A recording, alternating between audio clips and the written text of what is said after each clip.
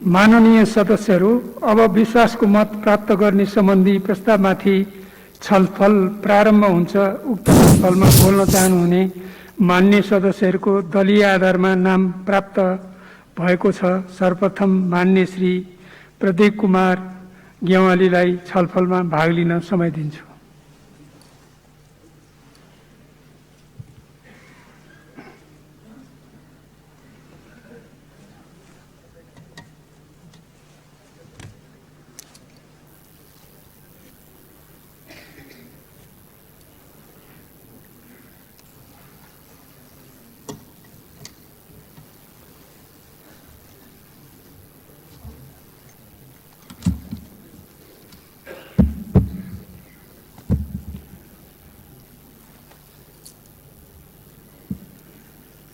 सम्मानीय सभामुख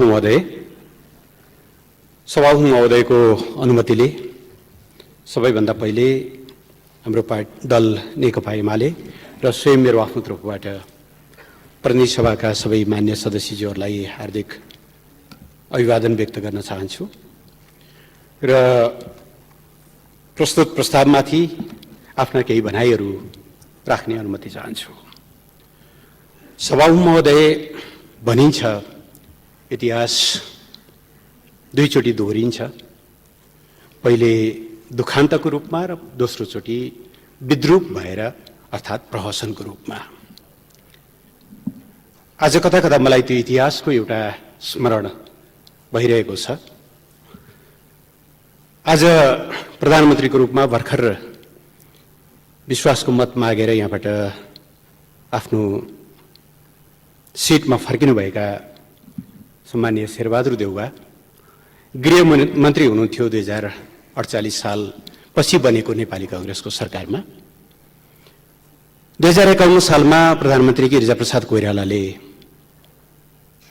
सरकारको नीति र कार्यक्रममाथि मतदान हुने क्रममा, उहाँको पक्षमा मतदान हुने कार्यक्रममा नेपाली कांग्रेसकै 36 जना सांसदहरू अनुपस्थित रहनुभयो र त्यो सरकार ढल्यो। नेपालको संसदीय इतिहासमा दलभित्रको असहयोग या दलीय विभाजनले निम्त्याएको पहिलो घटनाको साक्षी सम्मानीय शेरबहादुर आफै हुनुहुन्छ। दोस्रो सन्दर्भ आयो 2053 साल फागुनमा। उहाँ मनमोहन अधिकारीको लोकप्रिय सरकारलाई विस्थापन गरेर प्रधानमन्त्री बन्नुभएको थियो। उहाँले आज जस्तै गरिकन विश्वासको मत माग्नु भएको थियो, तर उहाँकै दलका दुईजना मान्यज्यूहरू माननीय चक्रबहादुर शाही र दीपक जङ्सा अनुपस्थित भएपछि त्यो सरकार ढल्यो। 2059 सालमा उहाँ फेरि प्रधानमन्त्री हुनुहुन्थ्यो। संसदमा संकटकाललाई निरन्तरता दिने कि नदिने भन्ने बारेमा छलफल चल्दै थियो। मतलब त्यो एजेन्डा बन्नेवाला थियो। त्यति बेलाको पार्टीको तर्फबाट असहयोग हुन्छ भनेपछि उहाँले प्रतिनिधि सभा विघटन गर्नुभयो 59 जेठमा। चुनाव समयमा हुन सकेन र त्यही चुनाव हुन नसकेको आरोपमा अक्षमताको प्रमाण भिराएर तत्कालीन राजा ज्ञानेन्द्रले उहाँलाई प्रधानमन्त्रीबाट बर्खास्त गरे। मैले इतिहासको सन्दर्भ किन भनेको भने सम्मानीय सभामुख महोदय, नेपालको प्रजातान्त्रिक आन्दोलनमा, प्रजातन्त्रको इतिहासमा, संसदीय इतिहासमा दलहरूको विभाजनले सरकारहरू गिराउने, लोकतन्त्र कमजोर गर्ने, दल संसदीय व्यवस्थाप्रति, प्रजातन्त्रप्रति वितृष्णा जगाउने एउटा इतिहास स्थापित भएको छ।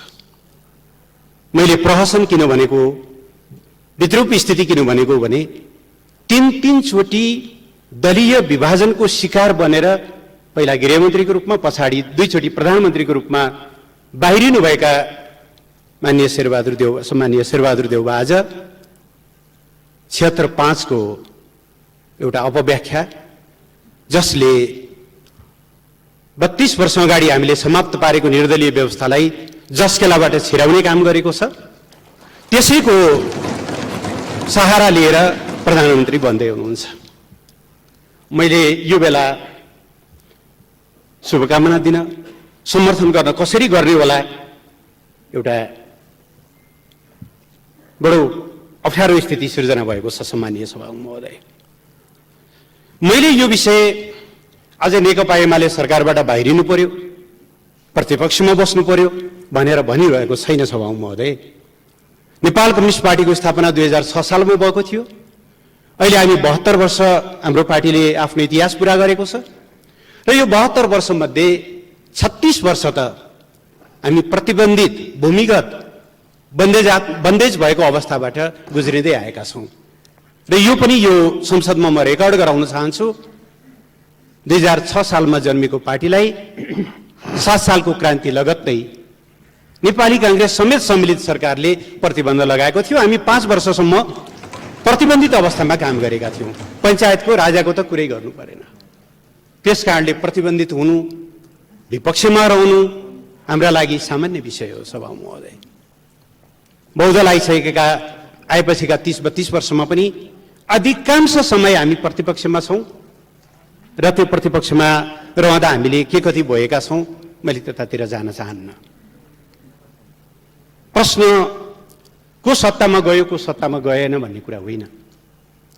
प्रश्न गेम फेयर भयो कि भएन भन्ने हो, प्ले फेयर भयो कि भएन भन्ने हो। र आज हामीलाई सरकारबाट बाहिरिएको कुरामा होइन, प्रणाली भत्किँदै गरेको सन्दर्भमा छ। प्रधानमन्त्रीबाट हट्नु पर्यो भन्ने पनि चिन्ता होइन। सभामुख महोदय, लोकप्रिय प्रधानमन्त्री मनमोहन अधिकारी जम्मा 9 महिना उहाँले काम गर्नुभयो। आज पनि नेपाली जनताको जिब्रोमा हुनुहुन्छ, मनमनमा हुनुहुन्छ, मुटुमुटुमा हुनुहुन्छ। बर्दियामा बाढी आएको बेलामा बाढीको निरीक्षण गरेर फर्किने क्रममा हेलिकप्टर दुर्घटनाबाट 6000 फिट माथिबाट तल झर्नुभयो, घाइते हुनुहुन्थ्यो। अविश्वासको प्रस्तावमा उठाइएका मेरो बारेमा लागेका आरोपहरूको जवाफ मैले सदनमा उपस्थित भएर दिन्छु भन्दा केही दिन पनि नकुरिकन उहाँलाई टिचिङ हस्पिटलबाट जवाफ दिन बाध्य बनाएर सरकारबाट हटाइएको पनि हामीलाई सम्झना छ। हामी सर्लक्क हटेका हौँ, हामी कमब्याक गर्यौँ। फेरि याद रहोस्, हामीले कमब्याक गर्यौँ 2054 सालको स्थानीय तहको निर्वाचनमा शानदार झण्डै 2/3 सहित। अस्ति धेरै लामो समय भएको छैन, 73 साल साउनमा 9 गते होला सम्भवतः, सम्मानीय प्रधानमन्त्री केपी शर्मा ओलीलाई यस्तै गरी दोष यति थियो उहाँले नाकाबन्दीको सामना गर्नुभयो, दोष यति थियो उहाँले चीनसँग पारमाणु सन्धि गर्नुभयो, दोष यति थियो क्रान्ति पूरा भइसकेपछि अब विकासका समृद्धिका सपना देख्नुपर्छ भनेर उहाँले सपना देखाउन थाल्नुभयो। 9 महिनाको बिचमा उहाँलाई हटाइयो, हामी सर्लक्क हट्यौँ। कमब्याक गरेको कुरा सदनलाई जानकारी नै छ। त्यसकारणले प्रश्न हामी सरकारबाट हट्दैछौँ, प्रधानमन्त्रीबाट हट्दैछौँ भन्ने कुरा बिल्कुलै होइन। तर यसका लागि हामीले आज कुन विधि अवलम्बन गर्दैछौँ? नेकपा एमाले विधिको शासनमा विश्वास गर्छ। संविधानको सर्वोच्चता, विधिको शासन, मानवाधिकार, शक्ति पृथकीकरण हामीले अवलम्बन गरेको जनताको बहुदलीय जनवादका अविभाज्य अङ्गहरू हुन्। कसैले कर गरेर लडाईँ जित्न नसकेर हारेपछि बाध्य भएर स्वीकार गरेका विषय होइन नि, हाम्रा कन्भिक्सनका कुराहरू हुन्। त्यसबाट जतिसुकै अप्रिय होस् हामी सम्मानित सर्वोच्च अदालतका फैसलाहरूलाई मान्छौँ, त्यो कुरालाई स्वीकार गर्छौँ। तर आज हामीलाई चिन्ता, सम्मानीय सभामुख महोदय, लोकतन्त्र अडिएका पिलरहरू खल्बलिन थाले भन्ने कुरामा छ। लोकतन्त्रका पिलरभित्र एउटा महत्त्वपूर्ण पिलर शक्ति पृथकीकरणको सिद्धान्त अर्थात् नियन्त्रण र सन्तुलन हो। कुनै पनि लोकतान्त्रिक प्रणालीले सर्वोच्च अदालतले सिधै प्रधानमन्त्री तोक्ने कुराको कल्पना गर्दैन, अपेक्षा गर्दैन। आज हामी यो विषय राष्ट्रिय राजनीतिमा छिराइरहेका छौँ। धन्यवाद पनि सम्मानीय प्रधानमन्त्रीले दिनुभयो। मलाई एउटा याद भयो, सम्मानीय सभामुख महोदय, घरिघरि म इतिहासतिर पनि फर्किनेछु। 2061 साल जेठमा होला सम्भवतः सम्मानीय प्रधानमन्त्री शेरबहादुर देउवा राजाबाट प्रधानमन्त्री नियुक्त हुनुभयो। त्योभन्दा अगाडि 59 असोजमा उहाँलाई बर्खास्त गरिएको थियो। त्यति बेला उहाँले भनेको कुरा म सम्झिन्छु, मैले आज श्री 5बाट न्याय पाएँ।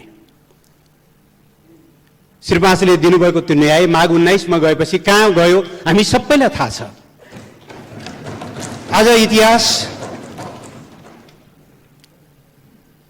5 जना श्रीमानहरूबाट माननीय शेरबहादुर देउवा प्रधानमन्त्री नियुक्त हुनुभएको छ। उति बेला श्री 5, अहिले श्रीमान 5। हाम्रो चिन्ता प्रणालीप्रति हो सभा महोदय। ल एकछिनको निम्ति मानिलिउँ प्रतिनिधि सभा विघटन गलतै थियो भन्ने हो भने पनि अदालतले सर्लक्क भकुण्डो ल्याएर ल खेलाडी तिमीहरू नै हो सत्ता र प्रतिपक्ष, फल्नाले फाउल गर्यो, ल तिमीहरू आफै यहाँबाट जहाँबाट फाउल भएको थियो त्यही अस्ति भर्खरै हामीले युरो कप देख्यौँ, कोपा अमेरिका देख्यौँ, रेफ्रीले के गरे जहाँ फाउल भयो त्यहाँ सानो पाउडर छरेर मार्क लगाएर बल त्यही लगाएर त्यहीबाट फ्री किक दिनुपर्ने हो कि के दिनुपर्ने हो, ती पेनाल्टी दिनुपर्ने हो, त्यहीबाट दिएको होइन र। हामी कहाँ त कस्तो भयो भनेदेखि रेफ्रीले आफै गोल हानिदिनु भयो, विजेता घोषणा गरिदिनु भयो। चिन्ता यहाँनिर हो, रेफ्रीले हानेको गोलबाट विजयी हुनुभएको छ।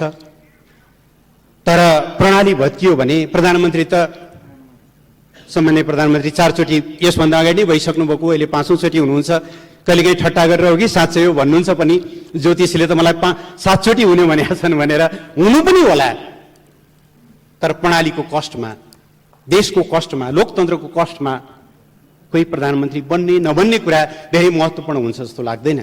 त्यसकारणले यो शक्ति पृथकीकरण जसरी खलबलिएको छ,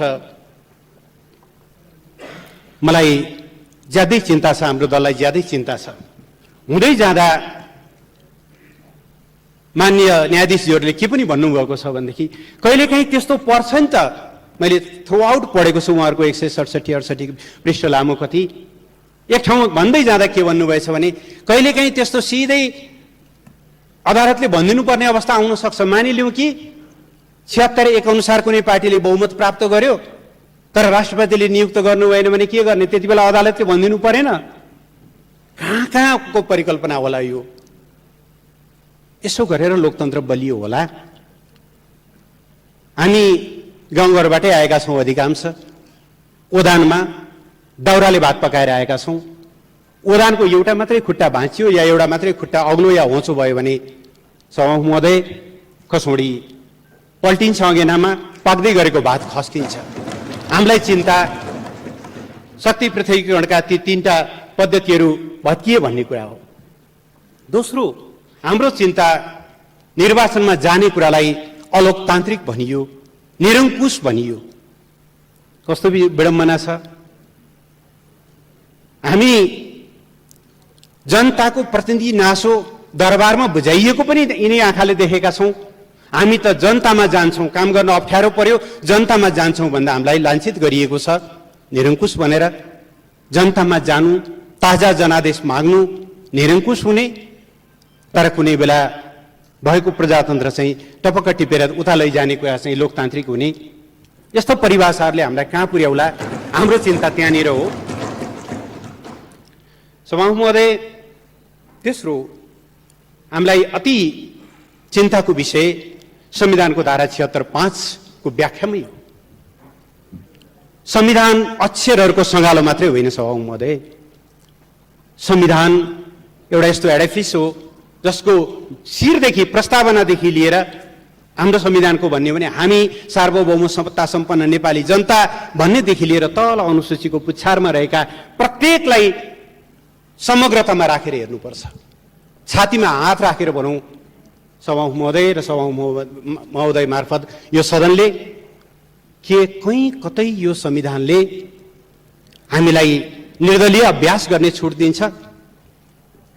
हामी चुनावमा दलको तर्फबाट उम्मेदवारी दिएर जान्छौँ, माननीय सम्मानीय शेरबहादुर देउवाले पार्टी सभापतिको हैसियतले उहाँले कसैलाई टिकट दिनुहुन्छ, माननीय केपी शर्मा ओलीले पार्टी अध्यक्षको हैसियतले टिकट दिनुहुन्छ।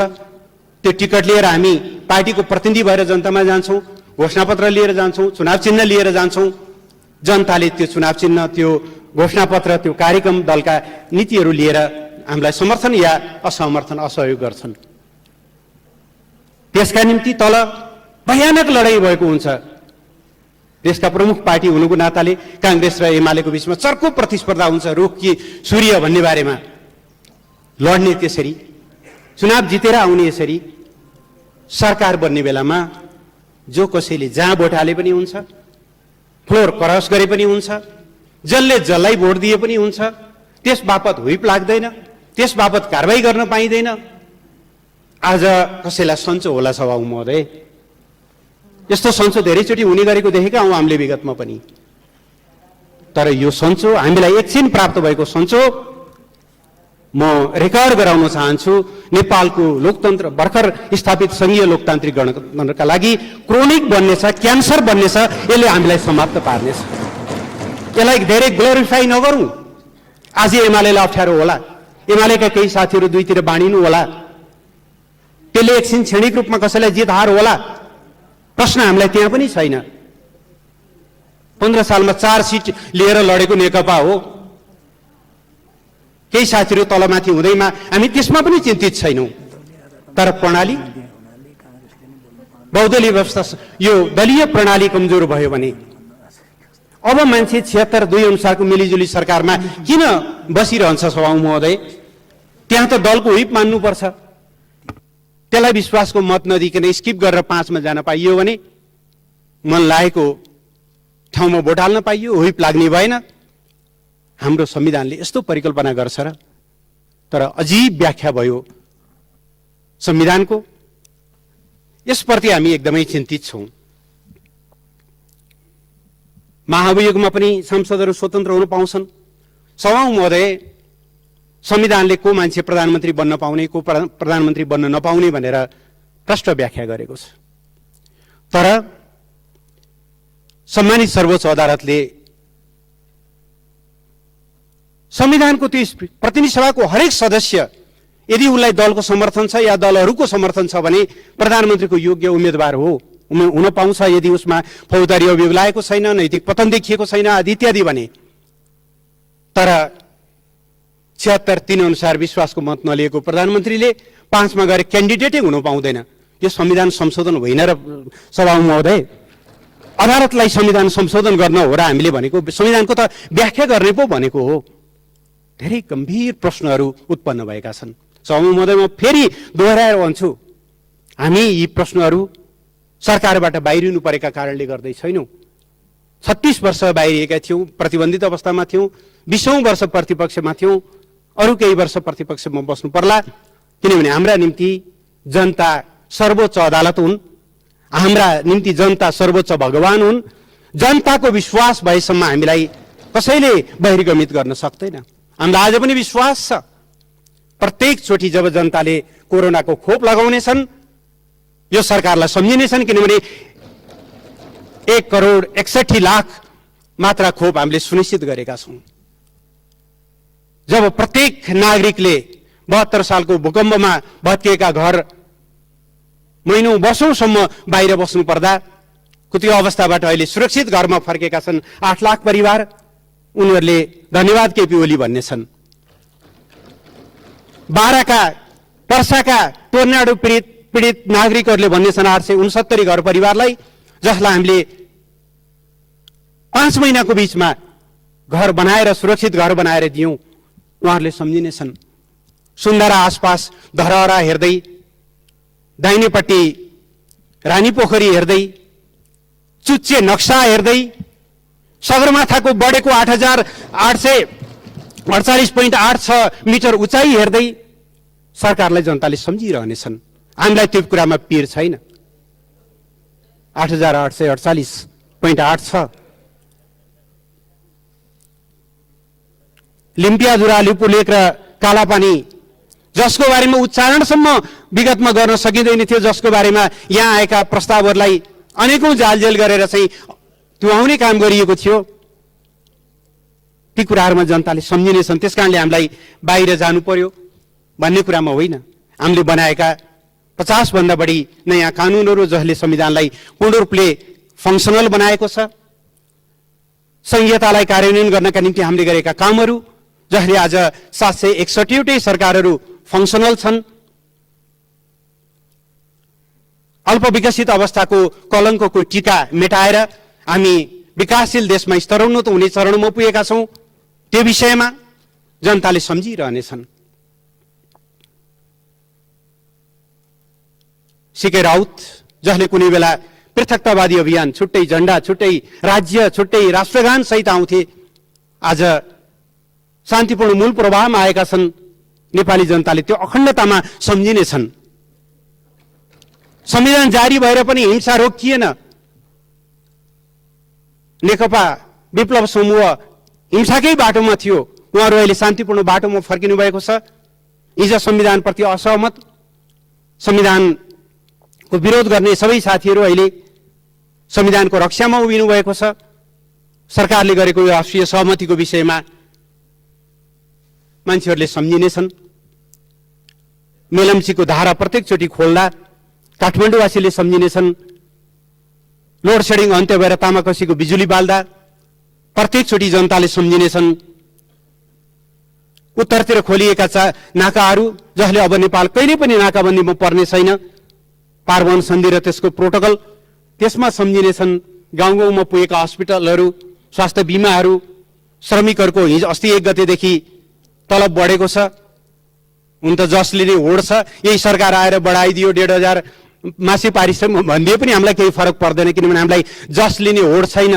हामीलाई त श्रमिकहरूको खल्तीमा अलिकति भए पनि बढी पैसा परोस् भन्ने हो। श्रमिकहरूले त्यहाँनिर सम्झिनेछन्। यिनै कुराहरू हुन् सभामुख महोदय। त्यसकारणले मैले आज यो सम्मानित सदन सामु बिहेर मुलुकको प्रणाली जुन दिशातिर जाँदैछ, गिरिजाप्रसाद कोइरालाले, स्वर्गीय गिरिजाप्रसाद कोइरालाले भन्नुहुन्थ्यो, एउटै पुस्ताले 3 चोटिसम्म प्रजातन्त्रको लागि लड्यौं, अब आउने पुस्ताले लड्नु पर्दैन। तर यही ढङ्गले प्रणाली भत्काउँदै गयौं, कसैलाई प्रधानमन्त्री बन्न, कसैलाई प्रधानमन्त्रीबाट हटाउन, यही ढङ्गका हतियारहरूको हामीले सहारा लिँदै गयौं। यिनै सिद्धान्तहरू स्थापित हुँदै गयो भने प्रणाली के होला, अलिकति हाम्रो चिन्ता त्यहाँनिर छ। त्यसकारणले यसको बारेमा हामी निरन्तर खबरदारी गरिरहनेछौँ। राष्ट्रको हितमा हाम्रो दल अटल पहरेदार बनेर रहनेछ। राष्ट्रियताका प्रश्नमा हामी 24 घण्टा चनाखो आँखा राखेर झिमिक्क नगरिकन निहालिरहनेछौँ भइरहेका गतिविधिहरूको बारेमा। देश र जनताको हितमा, लोकतन्त्र र संविधानको रक्षाका खातिर हामी रचनात्मक प्रतिपक्ष को रूपमा रहनेछौँ।